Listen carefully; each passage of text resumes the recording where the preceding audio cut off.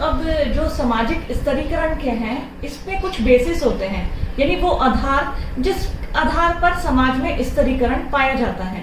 तो मैंने ये डायग्राम बनाया है जो सामाजिक स्तरीकरण के आधार हैं, बेसिस ऑफ सोशल स्ट्रैटिफिकेशन। इनको हम दो भागों में बांटते हैं। प्राणी शास्त्रीय आधार जिन्हें कहते हैं बायोलॉजिकल बेसिस, ये है सामाजिक सांस्कृतिक आधार यानी सोशल एंड कल्चर बेसिस। देखिए, अब हमारे अक्सर एग्जाम में क्वेश्चन इसके आधार को पूछा जाता है। तो प्राणी शास्त्रीय आधार बायोलॉजिकल बेसिस जो होते हैं, जो व्यक्ति को एक जन्म से स्वतः ही मिल जाते हैं। जैसे फॉर एग्जांपल व्यक्ति का लिंग ये हमारे हाथ में नहीं है, ये बायोलॉजिकल बेसिस है जो व्यक्ति के माँ के गर्भ में स्वतः ही निर्धारित होते हैं। यानी स्त्री, देखिए जैसे हमारे समाज में स्त्रियों की अपेक्षा पुरुषों को अधिक महत्व दिया जाता है। घर में पुत्र रत्न की प्राप्ति, अक्सर पूछा जाता है कि पुत्र रत्न की प्राप्ति हुई है। तो इसका जो ये शब्द है ये बताता है कि समाज में पुरुषों की स्त्रियों से ऊपर है। तो यानी स्त्री पुरुष के आधार पर भी समाज में स्तरीकरण पाया जाता है। आयु में हम देखते हैं किशोरावस्था, बाल्यावस्था, युवावस्था, प्रौढ़ावस्था और वृद्धावस्था। ऐसा माना जाता है कि जो वृद्ध होते हैं, जो प्रौढ़ व्यक्ति होते हैं, वो समझदार होते हैं। उनकी छोटे बच्चों को अक्सर ये कहा जाता है कि बड़े का कहना मानना। ऐसा माना जाता है कि कहीं ना कहीं ये डिफरेंसेस जो होते हैं, स्तरीकरण, ऊंच नीच का विभाजन होता है हमारे समाज में। छोटे बच्चों की अपेक्षा बड़े बुजुर्ग लोगों को वरीयता दी जाती है, ज्ञान के आधार पर, उनकी समझदारी के आधार पर। इसी प्रकार प्रजाति रेसेस हम जो कहते हैं, अक्सर हमने अमेरिका में काली और गोरी प्रजाति, तो वास्तव में वो काली गोरी प्रजाति प्रोटो ऑस्ट्रेलियाड, मंगोलियाड और नीग्रोयाड, ये 3 प्रजाति हमारे पूरे विश्व में पाए जाते हैं लोग। इन्हीं के आधार पर कहीं ना कहीं इनको काली, गोरी और पीठ प्रजाति कहा गया है। तो इनमें कहीं अक्सर हमने देखा जाता है जब कहीं बहुत सारी प्रजाति के लोग रहते हैं तो उसमें काले गोरे में यानी प्रोटो ऑस्ट्रेलियाड और नीग्रोयाड में कहीं ना कहीं विभाजन ऊंच नीच का देखने को मिलता है। इसी प्रकार जन्म, हमारा जो बर्थ है, उच्च घराने में उच्च व्यावसायिक प्रतिष्ठानों में जन्म लेने वाले बच्चों की प्रस्तुति निम्न गरीब परिवारों में जन्म लेने वाले बच्चों की प्रस्तुति की अपेक्षा काफी उच्च होती है। तो जन्म के आधार पर भी स्तरीकरण हमारे समाज में पाया जाता है। तो ये सभी आ जाते हैं प्राणी शास्त्रीय आधार, जिन्हें हम कहते हैं बायोलॉजिकल फैक्टर्स। अब आते हैं सामाजिक सांस्कृतिक आधार, वो सोशल एंड कल्चर बेसिस जिनके आधार पर समाज में स्तरीकरण पाया जाता है।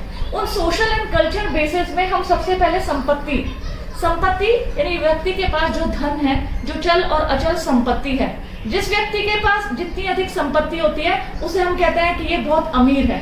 अमीर, आप एक बात बताइए, आज हमने अपने समाज को अमीर और गरीब वर्गों में बांटा है। अमीर और गरीब किस आधार पर बांटते हैं? अमीर और गरीब बांटते हैं हम संपत्ति के आधार पर। फला व्यक्ति के पास इतना आलीशान मकान है, इतनी गाड़ियां हैं, इतने सोना है, इतनी संपत्ति है, उसके आधार पर हम अमीर गरीब बांटते हैं।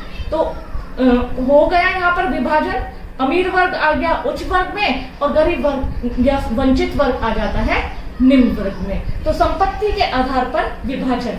इसी प्रकार व्यवसाय, ऑक्यूपेशंस, बहुत सारे ऑक्यूपेशन। अब आप देखिए समाज में हमारे बहुत सारे व्यवसाय जो कि बहुत ऊंचे ओहदे के दर्जे होते हैं, जैसे बड़ा बीएम, प्रशासनिक अधिकारी, पुलिस महानिदेशक, पुलिस हमारे जितने भी बड़े बड़े इंजीनियर, डॉक्टर्स, सबकी प्रतिष्ठा एक छोटे मजदूर से या किसान से ऊपर मानी जाती है। उसका मेन फैक्टर भी है, एक लॉजिक भी है, क्योंकि कहीं ना कहीं समाज में जो ये पद होते हैं बहुत महत्वपूर्ण होते हैं। अभी आगे आने वाले चैप्टर्स में मैं आपको प्रकारवादी सिद्धांत बताऊंगी इसी स्तरीकरण का, तो वहां आपको ये डिफाइन हो जाएगा किस आधार पर समाज में व्यवसाय के आधार पर स्तरीकरण पाया जाता है, पदों के आधार पर स्तरीकरण पाया जाता है। एक महाविद्यालय में प्राचार्य का और प्राध्यापक के पद उच्च माने जाते हैं, जबकि नीचे चतुर्थ वर्गीय कर्मचारी के पद जो होते हैं वो निम्न श्रेणी में आते हैं। तो इस प्रकार हाँ, हमारे समाज में व्यवसाय के आधार पर स्तरीकरण भी पाया जाता है। फिर आता है धार्मिक ज्ञान, रिलीजियस नॉलेज। जो हमारे धार्मिक गुरु होते हैं, जो हमारे धर्म गुरु होते हैं, रोम में पोप ले लीजिए और तिब्बत में दलाई लामा ले लीजिए, ऐसे धार्मिक लोग जिन्हें अपने धर्म की ज्यादा ज्ञान होता है, लोगों को धार्मिक नियमों को, विश्वास के बारे में वो बताते हैं, उनकी प्रस्तुति सामान्य लोगों से ऊंची होती है। तो धार्मिक ज्ञान भी सामाजिक स्तरीकरण का आधार है। इसी प्रकार राजनीतिक शक्ति, पॉलिटिकल पावर, बहुत सारी पॉलिटिकल पार्टीज, यदि हम मुलायम सिंह यादव, लालू प्रसाद यादव या हम गांधी फैमिलीज को देखें तो उनकी जो पॉलिटिकल पावर है वो पावरफुल पर्सन्स में आते हैं।